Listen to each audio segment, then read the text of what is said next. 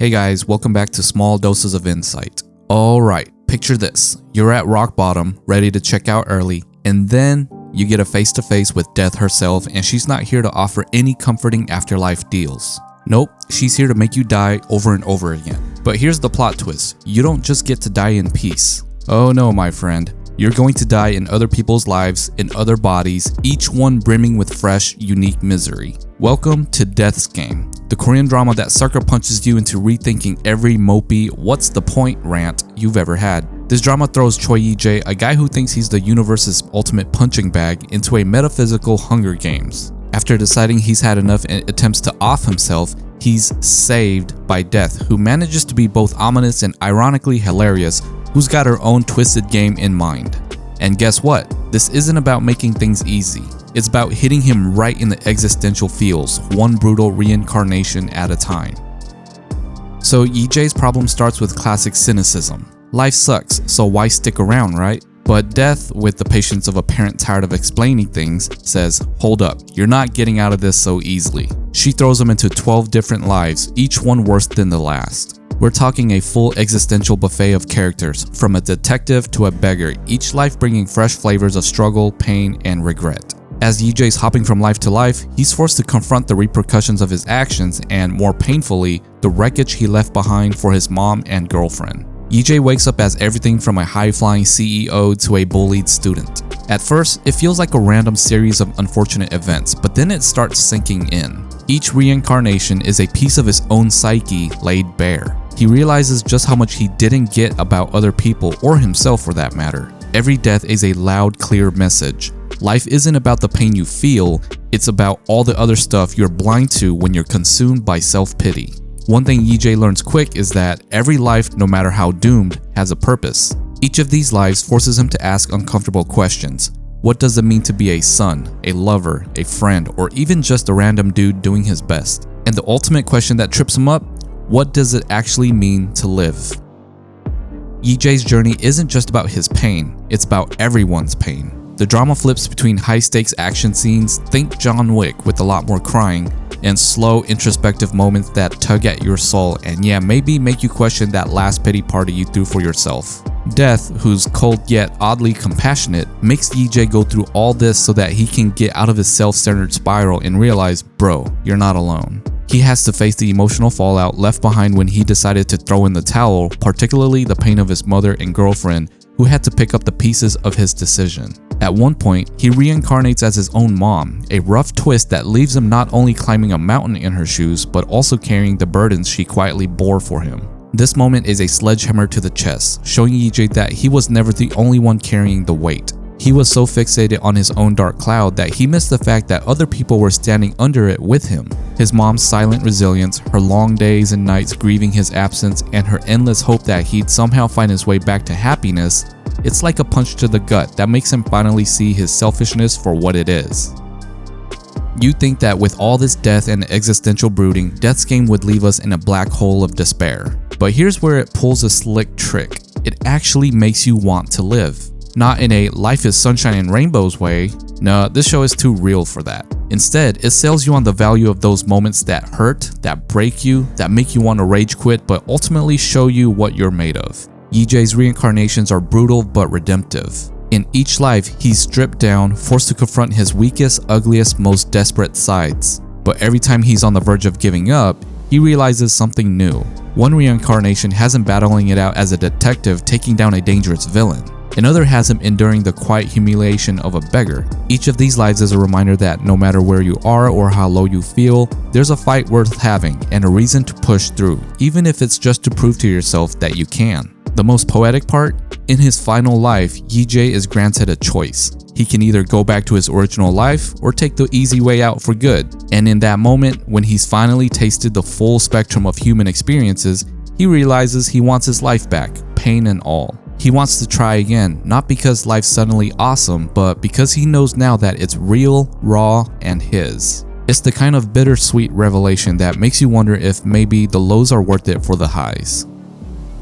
Alright, so Death's Game's got me in ways that I didn't expect. I'm talking layers of onion peeling and I cried, which I define as allergies. This show does something more than throw down existential crisis. It gets into your head and lingers. I mean, Death's Game is a reminder that you can't just brush off the existential weight, because guess what? Life's a marathon and no one's got the option to sit it out. And Yi-jae, he's our running buddy, showing up again and again like that guy who won't quit even if he keeps getting tackled. So what's the takeaway for us? This isn't just a series to watch with a beer and forget about. It's a gut check for every "I'm over it" moment, making us confront our very human messiness. Death's Game puts you in a spot where you have to wrestle with your own psychological resilience or lack thereof, and not in some preachy way. It's more like your best friend giving you brutal, unsparing advice you didn't want but can't ignore. Here, we get an introspective tour of those hard-to-face part of ourselves, served up with just the right amount of dark humor and cold reality. First off, the whole thing about Death's Game is that it throws you into 1,000 situations where you're forced to confront what Yi-jae is dealing with, but on a low-key personal level. We're not doing 12 reincarnations, thankfully, but we've all had those moments where life hits hard and the only question is how long we'll stay down before we get up again. That's the psychology this drama forces you to reckon with. Resilience isn't about the absence of pain, but being able to deal with it without letting it crush you. And like a lot of us, Yi-jae starts off without that skill. He's emotionally bankrupt and just done. The impact, well, it's relatable. You realize how often you, and I, guilty as charged as well, walk around with this screw it attitude, thinking it's fine to be apathetic or checked out. But then the show lands its punches and suddenly it's not so cool to brush life off. You're actually forced to think about the walls you put up, those barriers you pretend are just part of your personality but are actually made of fear and insecurity. If we're diving deeper, Yi-jae's initial leap off of the metaphorical cliff comes from a place of utter detachment. He's done. Done feeling like he's not enough, done getting hammered by life's disappointments, and just done trying. I mean, let's be honest, most of us have been there in our own ways. This series makes you think about how easily detachment can become a trap and how quickly it leads to apathy that spirals into something darker. Looking back, how many times have we given up on something because we figured it didn't matter? Too many, bro. Sometimes I've been one step back away from throwing in the towel, but watching Yi-jae suffer through his own detachment to despair loop, it hints that maybe I've been too quick to bail on things just because they were hard. If you think not caring is a cool defense mechanism, Death's Game gives you a hard look at how that mindset can wreck you.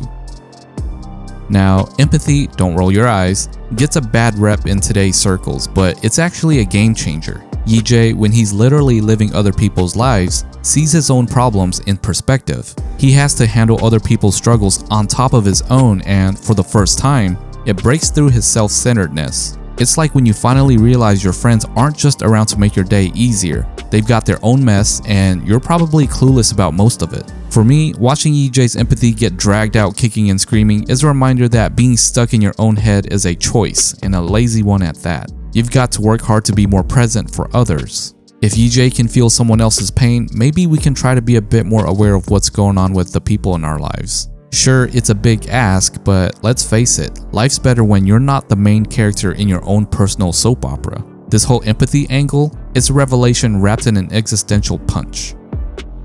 If there's a running theme in Death's Game, it's that mental toughness isn't about shoving things down or ignoring them until they go away. Yeah, we've all tried that, and trust me, it only works until it doesn't. Yi-jae's journey is basically a crash course in the flaws of that approach. For every hard hit he takes, he realizes that bottling things up isn't strength, it's self-sabotage. And bro, I can relate. How many times have we walked around thinking, nah, I got this, when we really were just avoiding the hard stuff? The series brings out an interesting twist on resilience. It's not about being unbreakable, it's about being flexible enough to handle whatever life throws at you, whether that's in a different body or the same one. Yi-jae learns that every time he stuffs down his fear, his anger, his confusion, it just builds until it blows up in his face. So yeah, maybe it's time we admit that toughness isn't pretending nothing's wrong, it's dealing with stuff as it comes and not waiting for a dramatic breakdown to face it.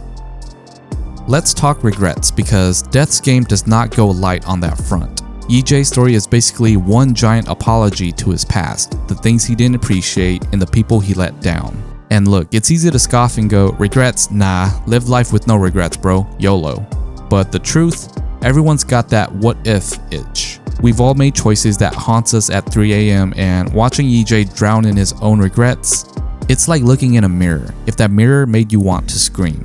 For me, this theme hits hard. We've got our own stack of should have done this differently moments, and it's tough to face them. But watching Yi-jae's grueling journey towards redemption, even if it means reliving his pain, is a wake-up call. It makes you think about what would happen if you actually dealt with those regrets instead of hiding from them. It's not about wishing you could redo things, but about finding a way to make peace with where you are and what you've done. Because let's be real, none of us are perfect, and maybe that's okay.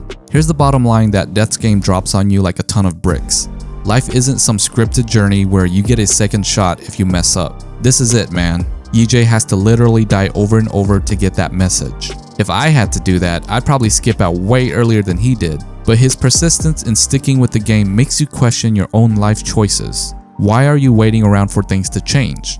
What if you just tried a little harder? Death's Game forces you to look at those nagging life goals and admit that maybe the reason they're not happening is that you're not really trying. It's a tough pill to swallow, but hey, we've got one shot here, and bro, it might be time to step up. So here's the real question. What's the point? What's the point of clawing through one hardship after another if we're all just playing a losing game against time? I know, heavy stuff, but stick with me. Death's Game is like that friend who corners you at a party with a philosophical rant that actually hits home. This show asks the hard question about life, purpose, and suffering, but it doesn't leave you hanging without answers. It's not about providing some cheesy, just believe in yourself nonsense either. It's real and messy, just like life. In the middle of Yi-jae's chaotic, pain-filled journey, it's tempting to think that maybe there's no meaning to all this suffering. I mean, if you have to die a dozen times to get the point, isn't the point just pointless? But Death's Game suggests something different. Every new life Yi-jae steps into is, in its own way, an argument that life's value doesn't come from some grand, predetermined purpose. It's not about some epic reason for existing, but about what we choose to make out of the mess we're given. And if I'm being honest, that's something I've often struggled with. Like, are we just here to pay bills, get frustrated, and keep up with the never-ending cycle of work and stress? Watching Yi-jae, you realize that the meaning of life is a question you have to keep asking and answering for yourself over and over again. Maybe there isn't some big aha moment waiting for us. Maybe the point is to keep grinding, appreciating the small wins, and not giving in to the idea that it's all meaningless. Another question Death's Game slams you with is this. Why does it take losing everything for us to realize what we care about? Yi-jae only understands the importance of life, love, and connection when he's yanked away from them. He didn't appreciate his mom or his girlfriend until he was already knee-deep in regret. That's pretty much human nature though, right? We get so caught up in our complaints and self-pity that we don't see what's right in front of us. And here's where I laugh at myself because yeah, I'm the guy who's grumbling about traffic while ignoring the fact that I'm lucky enough to even have a car, a job, and a place to be. Watching Yi-jae's regrets build and weigh on him, you can't help but think about your own blind spots. It makes you question what you're overlooking now, what will become your I wish I'd known moment if you don't wake up to it soon. The series hits on a brutal idea. Suffering is necessary for growth. But seriously, is it? I mean, would Yi-jae have grown if he hadn't been forced through all these terrible situations? Can't we just get better without hitting rock bottom? Death's Game suggests otherwise, and maybe it's right. There's something raw about being stripped down to nothing that makes you see what actually matters. Yi-jae is living proof of that, again, like a dozen times. And while I love to believe that we could all just evolve through happy experiences and steady progress, the show makes a convincing case that suffering is what really breaks us open. It's not that you need to hit rock bottom, but when you do, it changes you. I get it, sometimes the biggest transformations come after the ugliest breakdowns. But let's be real, suffering sucks. I'd much rather level up in life without life throwing punches every 5 minutes. Yet, Death's Game points out that without those struggles, you don't get the same depth. It's like character development in a movie. No one cares about a character who breezes through life unchallenged. And yeah, maybe that's the same with us. Without the struggle, we'd all be flat characters in our own lives. Here's the ultimate question Death's Game leaves us with, and one that feels way too real. If you could rewind and redo your life, would you? This one hits hard because in the end, Yi-jae gets a chance to go back, to return to the moment he was ready to give it all up. But knowing what he knows, he chooses to live differently, not perfectly, but with intention. If I could do it all over, I'd love to say I'd change a few things, maybe appreciate the people in my life more, try harder at things I gave up on, or be braver in moments where I chickened out. But honestly, the mess ups, the regrets, the times I fell flat on my face, they're part of the package. Death's Game shows us that even if we could go back, life's challenges are there to make us who we are. We can't avoid the pain, but we can choose to learn from it. We can pick ourselves up and face whatever's next, knowing that maybe it's all leading somewhere. In the end, the show doesn't give us a clean answer to any of these questions. Life is still a question mark, an unending series of what ifs and what now. But that's the beauty of it, isn't it? We're all playing the same game, and even if we're a little lost, a little clueless, we're in it together. Alright, so Death's Game may sound depressing, but it's the exact opposite. It's brutally honest about how tough life can be, but it's also a reminder that we're all playing the same rough game. The impact of watching Yi-jae mess up, fall, and still keep going despite everything, it's hard not to walk away from that without a fresh outlook. Yeah, I'm still going to complain about my life sometimes, and yeah, there will be days when I will want to peace out from responsibilities, but maybe now I'll do it with a little bit more awareness. Because if Yi-jae can come out of 12 lives with his spirit intact, maybe I can handle my own stuff with a bit more grace, and maybe that's all any of us can ask for. Death's Game is a wild ride that delivers existential crisis after existential crisis in a package everyone can get into. The takeaway? Life is messy. Life hurts. Life throws punches that leave you reeling and wondering why you even bothered. But that's precisely what makes it worth sticking around for. Yi-jae's 12 lives teach him, and us by extension, that every death we go through in life, every failed job, every breakup, every disappointment, isn't the end. It's just another part of the game, and the only way you lose is if you stop playing. Yi-jae's journey shows us that self-worth doesn't come from easy wins or a life without setbacks. It comes from sticking around long enough to see things play out, from being strong enough to face the days you'd rather skip. If you're ever in a low place and thinking life's got nothing left to offer, remember Death's Game. Even a guy as lost as Yi-jae found his way back. Life's a marathon, not a sprint, so keep putting one foot in front of the other and don't tap out early. The game is worth it, trust me. Thanks everyone for watching this video. If you enjoyed what you saw, please don't forget to like the video and subscribe for more content like this. Also be sure to check out my other videos for more insight on other dramas and shows. Your support means a lot to me and it helps me grow this channel. If you have any thoughts, questions, or suggestions for future videos, drop them in the comments down below. Again, thank you for watching this video and I'll see you next time.